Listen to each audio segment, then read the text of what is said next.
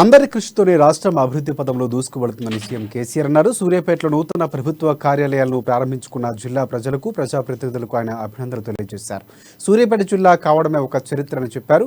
100 కోట్ల రూపాయలతో ప్రభుత్వ కార్యాలయాలను ప్రారంభించుకున్నామని, ఇందులో అధికారుల కృషి ఎంతో ఉందని చెప్పారు. అందుకు వారిని అభినందిస్తున్నానని సీఎం చెప్పారు. ఇక రాష్ట్రంలో 23న జిల్లా కలెక్టరేట్ను ప్రారంభించుకోవడం చాలా సంతోషంగా ఉందన్నారు. తలసరి ఆదాయంలో మన దేశంలోనే నెంబర్ 1గా ఉన్నామని సీఎం కేసీఆర్ చెప్పారు. దేశంలో మరే రాష్ట్రంలో కూడా లేని విధంగా తెలంగాణలో జిల్లాకు మెడికల్ కాలేజీ ఏర్పాటు చేసుకున్నామని హర్షం వ్యక్తం చేశారు. ఇప్పుడు కళ్ళకు నీళ్ళు వచ్చే పరిస్థితి. ఇక్కడ నేను ధైర్యంగా చెప్పగలను, ఈరోజు తెలంగాణలో ఆకలి లేదు, ఎక్కడ పోయినా పస్తులు ఉండే పరిస్థితి లేదు. ఆ బాటం లెవెల్ ఏదైతే మనకు బాధ కలిగించేటువంటి, హృదయాన్ని పిండేటువంటి ఆ సంఘటనలు గతంలో ఉండేనో ఇప్పుడు ఆ బాధలు లేవు, ఆత్మహత్యలు లేవు. బ్రహ్మాండంగా ప్రజలు సంతోషంగా సగర్వంగా బతుకుతా ఉన్నారు.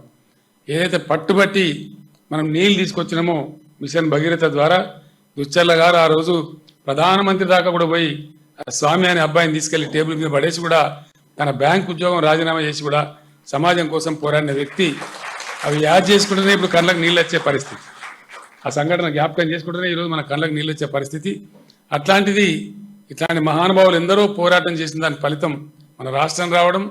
ఈరోజు జీరో ఫ్లోరోసిస్ స్టేట్ తెలంగాణ అని చెప్పి కేంద్ర ప్రభుత్వమే మనకు సర్టిఫికేట్ ఇచ్చినటువంటి పరిస్థితి.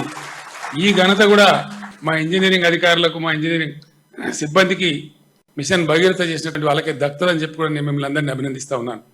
ఇటువంటి ఇంకా అనేకమైనటువంటి మన హాస్పిటల్స్ కానీ, మెడికల్ కాలేజీలు కానీ, ఈరోజు జిల్లాకు ఒక మెడికల్ కాలేజ్ ఇండియాలోనే ఏ స్టేట్లో కూడా లేదు, ఏ రాష్ట్రంలో కూడా లేదు.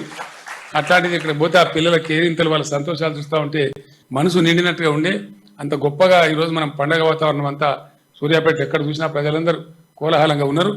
అక్కడ గ్రౌండ్లో కూడా చాలా మంది వచ్చారని చెప్తున్నారు.